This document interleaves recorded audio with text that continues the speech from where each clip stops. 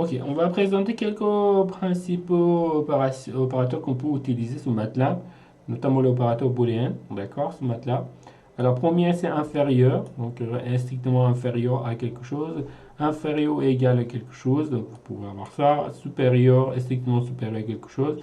Supérieur égal, supérieur ou égal à quelque chose. Et égal à, que vous voyez ici, est différent d'où, et puis et, donc c'est et logique qu'on peut utiliser dans AND. Et après or ou, donc c'est ou logique, donc c'est or. Et après no logique, qu'on peut écrire not, on peut dire not. Voilà. Après ici on a pas mal d'exemples, d'autres exemples, je vais vous montrer comment ça fonctionne. Donc par exemple, si je dis r égale 3, et 3 il est inférieur égal à 2. Donc effectivement, 3 il est inférieur égal à 2. Donc MATLAB, ce qui va sortir, il va dire est-ce que cette phrase-là, logiquement, elle est correcte ou pas. Si c'est correct, donc il va donner une valeur de 0. Si c'est faux, par exemple, ici par exemple, vous avez 3 qui n'est pas inférieur à 2, donc c'est pas correct, il a donné 0.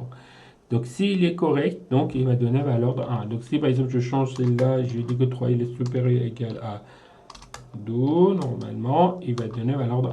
Donc 1 c'est true, false. Donc voilà, vous avez 0 c'est pour false et true, donc 1 pour true. Donc ce qui va vous présenter MATLAB. Donc on fait par exemple un autre exemple. Par exemple, si je dis R égale 5 et 5 cette fois-ci supérieur égal 2. Donc du coup, là, ça va me donner true, entre guillemets. Logiquement, il est correct. Après, on peut mélanger ces opérateurs booléens aussi. Et donc, par exemple, je peux dire R, voilà. Alors, on utilise non logique, d'accord, qui est ici. Après, on va dire que, OK, 3 supérieur égal à 2, ou 1 indifférent n'est pas égal à 1.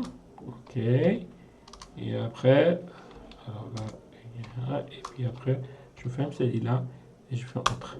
Ok, donc là, on dit que c'est true. Alors, ce qui se passe, c'est qu'ici, vous avez 3 inférieur à 2, donc c'est faux. Après, ici, vous avez 1 n'est pas égal à 1, donc c'est faux. Donc, effectivement. Alors, par contre, il faut que je modifie par rapport à l'exemple que j'ai fait ici. Alors, mais bon, on peut garder l'exemple que vous voyez ici. Donc 3 il est inférieur à 2, donc ça c'est faux, ça c'est faux. Donc tous les deux ça fait faux. Et donc, et là, vous dites que voilà, vous utilisez non logique, et donc le faux il devient le vrai, donc ça fait 1. Donc maintenant je peux vous présenter l'exemple que j'ai ici par exemple. Donc je peux le faire copier, je viens ici, je fais paste, et je le fais.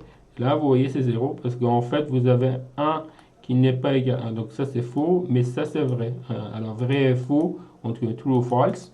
Et là vous avez un and logique, donc ça fait true.